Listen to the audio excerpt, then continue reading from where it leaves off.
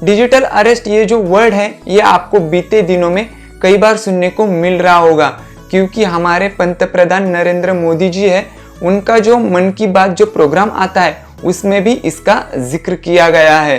तो आखिर क्या डिजिटल अरेस्ट होता क्या है, ये कौन सी एजेंसी आपको डिजिटल अरेस्ट करवाती है, या आपको कोई पुलिस स्टेशन वाले या कोई गवर्नमेंट एजेंसी है ये आपको डिजिटल अरेस्ट कर सकते हैं क्या, इसके नुकसान क्या है और आपको किस तरह से डिजिटल अरेस्ट किया जाता है, किस तरह से आपको इससे बचा जा सकता है, ये सारे बहुत सारे सवाल है वो आपके मन में अभी आ रहे होंगे। तो इन्हीं सारे सवालों का मैं इस वीडियो में आपको जवाब देने वाला हूँ। तो अगर आप इस चैनल पर नए हैं तो हमारे चैनल को सब्सक्राइब कीजिए और बेल आइकन को दबाना ना भूलें, क्योंकि ऐसे ही टेक रिलेटेड वीडियोस मैं इस चैनल पर डेली अपलोड करता रहता हूँ। तो सबसे पहले हम समझते हैं कि ये डिजिटल अरेस्ट होता क्या है।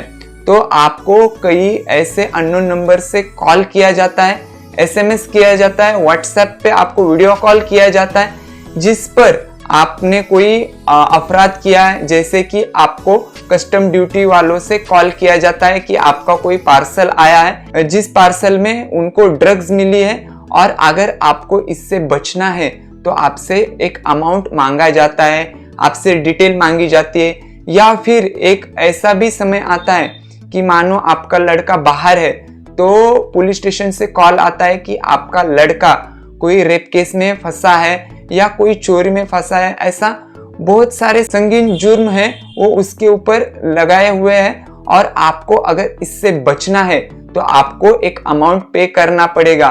और फिर इस तरह से आपको एक पुलिस वाला कॉल करता है, उसके पास पुलिस की गाड़ी भी होती है या पुलिस स्टेशन वाला जैसा सेटअप है वैसा पूरा सेटअप इनका होता है। फिर वो आपको कॉल करते, आपसे डिटेल मांगते, आधार कार्ड वेरीफाई करवाते, पैन कार्ड वेरीफाई करवाते, बैंक डिटेल मंगवाते या फिर कोई यूपीआई आईडी देते, स्कैनर देते, जहां पर वो एक अमाउंट आपसे मांगा जाता है। फिर आप पैनिक होते हो, क्योंकि मानो मेरा लड़का है या मेरी लड़की है वो वहां पर पुलिस स्टेशन पर फंसी है, ऐसा उनका कहना है। फिर वो किसी से बात करवाते हैं, वो नॉर्मली बात करता है नहीं है, सिर्फ पापा या मम्मी ऐसा कुछ बोलता रहता है, रोता रहता है और हमें समझ में भी नहीं आता कि वो हमारा लड़का है लड़की है, या हमें कुछ समझ में नहीं आता। जिसके बाद वो पुलिस वाला तुरंत कॉल उसके हाथ में ले लेता है और बोलता है कि ऐसा ऐसा उन्होंने जुर्म किया है और अगर आपको इससे बचना है तो हमें एक अमाउंट भेज दीजिए, क्योंकि हमने उसको अभी तक पुलिस स्टेशन सबमिट नहीं किया, हम ऐसे ही इसका केस है वो रफा दफा कर देंगे, नहीं तो अगर आप कोई अमाउंट पे नहीं करते तो हम न्यूज में ये खबर फैला देंगे या आपके सोशल मीडिया पर जितने आपके रिलेटिव्स है उनको ये बात बता देंगे। ऐसे आपको ब्लैकमेल किया जाता है। फिर आप पैनिक हो जाते हो और ज्यादा सोचते नहीं हो और फिर आप उनको एक अमाउंट दे देते हो या फिर आपकी बैंक डिटेल देते हो, जिसके बाद आपके साथ ये वाला फ्रॉड हो जाता है। ये आपको जब तक अमाउंट नहीं देते तब तक वीडियो कॉल पर ही बनाए रखते हैं, कॉल पर ही बनाए रखते हैं, क्योंकि उनको भी पता है एक बार इन्होंने कॉल कट कर दिया तो फिर ये उनकी सुनने वाले नहीं है। ये ज्यादा से ज्यादा आपको धमकाने का प्रयास करते, डराने का प्रयास करते, कितना बड़ा जुर्म आपने किया है या आपके लड़के ने लड़की ने किया है ये आपको बताने की कोशिश करते हैं। तो आपके मन में ये भी सवाल आता होगा कि हमें कोई पुलिस वाले या कोई गवर्नमेंट एजेंसी व्हाट्सएप के थ्रू या फिर कॉल के थ्रू, एसएमएस के थ्रू हमें हमारी कंप्लेंट या एफआईआर भेजती है या हमें डिजिटली अरेस्ट कर सकती है क्या, ऐसा सवाल आपके मन में आता ही होगा। तो मैं आपके लिए बता दूं कि कोई भी पुलिस स्टेशन वाले उनका जो एफआईआर है वो आपके व्हाट्सएप पे नहीं भेजते, आपको कॉल करके वो परेशान नहीं करते कि हमें एक अमाउंट दे दीजिए या फिर आपका वोटर आईडी, आपका आधार कार्ड, आपका बैंक डिटेल, आपका क्रेडिट कार्ड डिटेल, आपका डेबिट कार्ड डिटेल, ऐसी कोई भी डिटेल पुलिस वाले आपसे मांगते नहीं है। या फिर कस्टम ड्यूटी वाले या फिर जो अलग अलग गवर्नमेंट की एजेंसीज होती है वो आपसे ऐसी डिटेल कॉल पर नहीं मांगते। अगर आपने कोई जुर्म किया है तो भी वो सीधा आपको पुलिस स्टेशन बुलाते हैं और वहां पे आपकी इंक्वायरी होती है। फोन के थ्रू या SMS के थ्रू, वीडियो कॉल के थ्रू आपसे कोई भी जानकारी पुलिस वाले या गवर्नमेंट एजेंसी नहीं लेती। तो इससे हम बच सकते हैं। अगर आपसे कोई ऐसा फ्रॉड करने की ट्राई कर रहा होगा तो आप तो एक तो अननोन कॉल को रिसीव ही मत कीजिए। अगर आपको कोई अननोन कॉल कर रहा है तो सीधा चेक कीजिए, ट्रूकॉलर पे जाइए, गूगल पे डालिए वो नंबर फ्रॉड में है कि नहीं है, आपको तुरंत समझ में आ जाएगा। ऐसे ऐसे नंबर होते हैं, वो इंटरनेशनल होते हैं, या तो अगर हमारे इंडिया के भी है तो भी वहां पर वो तुरंत आपको समझ में आ जाएगा।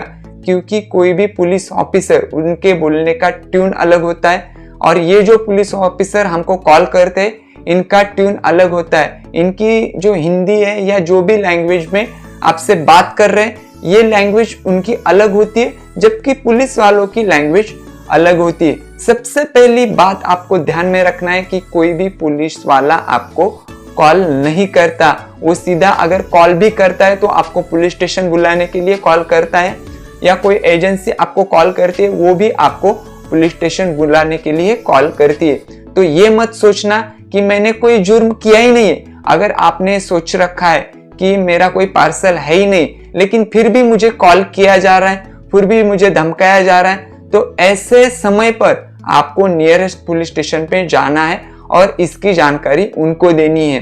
क्योंकि अगर आपने कोई पार्सल ऑर्डर नहीं किया तो ऐसा कौन सा पार्सल है जिसमें ड्रग्स मिल सकते हैं, आपका लड़का या लड़की बाहर है और वो ऐसे जुर्म में फंसती है, तो आप एक बार उनसे कांटेक्ट कर लीजिए। अगर उनसे कांटेक्ट नहीं होता तो थोड़ा वेट कर लीजिए।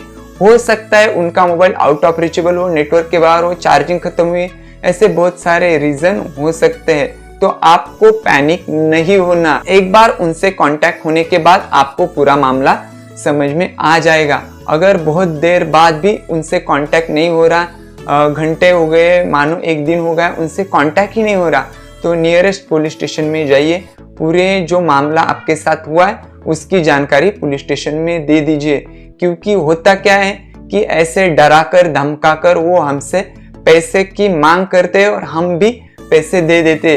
कई बार ये रकम हजारों में होती है, लाखों में होती है, या अगर आप बिजनेसमैन हैं तो ये रकम करोड़ों में भी हो सकती है और आप इज्जत बचाने के खातिर आप उतनी रकम उनको दे भी देते हो। और तो ऐसे फ्रॉड से बचे रहे, और आपके साथ ऐसा कोई फ्रॉड करने की ट्राई कर रहा होगा तो सीधा पुलिस स्टेशन में जाइए या फिर हमारा साइबर क्राइम जो डिपार्टमेंट है वहां पर इसकी कंप्लेंट कर दीजिए। लेकिन किसी को भी आपका bank detail, Aadhaar card detail, PAN card detail या जो भी आपके डॉक्यूमेंट डिटेल है वो किसी को शेयर मत कीजिए, चाहे वो पुलिस ऑफिसर क्यों ना हो।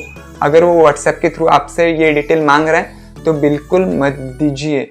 बाकी अगर आपके साथ ऐसा कोई फ्रॉड करने की ट्राई करे तो सबसे पहले वो नंबर है उसको ब्लॉक कर दीजिए। टेंशन मत लीजिए क्योंकि होता कुछ नहीं। अगर आपने कोई जुर्म नहीं किया, आपने कोई पार्सल ऑर्डर नहीं किया तो टेंशन घबराने की बात ही नहीं है। आपका लड़का ऐसा कर नहीं सकता, आपकी लड़की ऐसी कर नहीं सकती, तो ऐसा बिल्कुल टेंशन वाली बात इसमें नहीं है। तो ज़्यादा से ज़्यादा ये वीडियो लोगों तक पहुंचा दीजिए क्योंकि हो सकता है कोई उनके साथ ऐसा वाला फ्रॉड करने का सोच रहा हो या ऐसे वाले फ्रॉड में वो अभी फंसे हो। तो बस दोस्तों आज के वीडियो में बस इतना ही। अगर वीडियो अच्छा लगा तो हमारे चैनल को सब्सक्राइब कीजिए, कमेंट कीजिए, लाइक कीजिए और ज़्यादा से ज़्यादा दोस्तों तक शेयर कीजिए। तो फिर मिलते हैं किसी नए वीडियो में किसी नए टॉपिक के साथ। तब तक के लिए अपना ख्याल रखें।